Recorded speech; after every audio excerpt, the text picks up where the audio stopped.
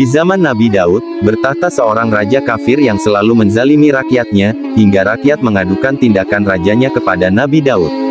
Mendapat laporan itu, Nabi Daud memerintahkan agar raja tersebut diberi hukuman setimpal dengan kejahatannya.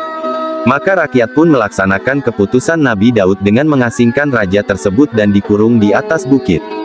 Sementara itu, raja yang berada dalam hukuman merasa bingung dan takut, karena tak seorang pun yang dapat dimintai pertolongan. Ia berdoa kepada Tuhannya, mengharapkan suatu petunjuk, tetapi ia tidak mendapatkan apa-apa.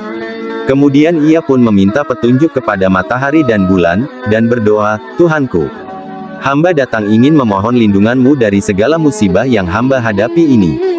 Karena raja zalim itu tidak mendapatkan petunjuk dari Tuhannya, maka ia pun berpaling pada Allah dan menyeru namanya, memohon petunjuk sambil berdoa, "Ya Allah, hamba telah ingkar padamu, dan telah menyembah selain Engkau, namun tidak mendapatkan suatu manfaat apapun.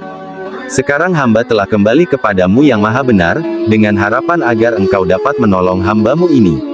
Ya Allah, tolonglah hamba." Allah yang tak pandang kasih terhadap makhluknya, mengabulkan doa sang raja dan berfirman, "Orang ini selalu mengabdi kepada Tuhan-Tuhannya, tapi tidak pernah mendapat manfaat dari Tuhan-Tuhan itu.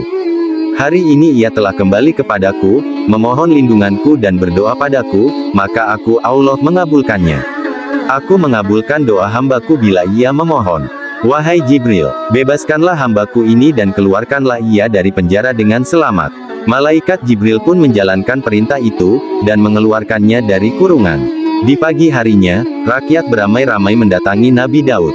Salah seorang berkata pada beliau, "Izinkanlah kami mendatangi Raja Zalim itu, wahai Nabi Daud." Nabi Daud tak berkeberatan mengizinkan mereka mendaki gunung itu. Ternyata setelah mereka sampai ke atas gunung itu, sang raja sudah tak ada lagi di tempat semula. Ia telah berada di luar penjara dengan selamat, hingga semua yang menyaksikan merasa heran. Dengan diselimuti bermacam pertanyaan dalam hati atas terjadinya peristiwa yang sangat menakjubkan itu, mereka pergi kembali menemui Nabi Daud dan menyampaikan semua yang telah mereka saksikan. Setelah mendapat penjelasan dari mereka, Nabi Daud mendatangi gunung itu untuk menyaksikan dengan mata kepalanya sendiri. Sesampainya di atas gunung, Nabi Daud benar-benar menyaksikan kejadian tersebut dengan rasa heran dan takjub. Beliau lalu melakukan salat 2 rakaat memohon petunjuk Allah seraya berdoa, "Ya Allah, beritakanlah padaku peristiwa yang sangat menakjubkan ini." Lalu Allah berfirman, "Wahai Daud, hambaku ini telah memohon perlindungan padaku, maka aku mengabulkannya, karena bila aku tidak mengabulkan seperti Tuhan-Tuhannya yang terdahulu, lalu apakah bedanya aku dengan mereka? Aku mengabulkan doa orang yang mau bertaubat padaku. Wahai Daud, jelaskanlah masalah keimanan pada orang ini. Tentunya dia akan memegang teguh iman itu.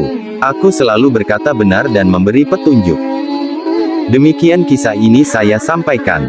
Jangan lupa like, komen, dan subscribe channel ini jika kalian suka dengan ceritanya.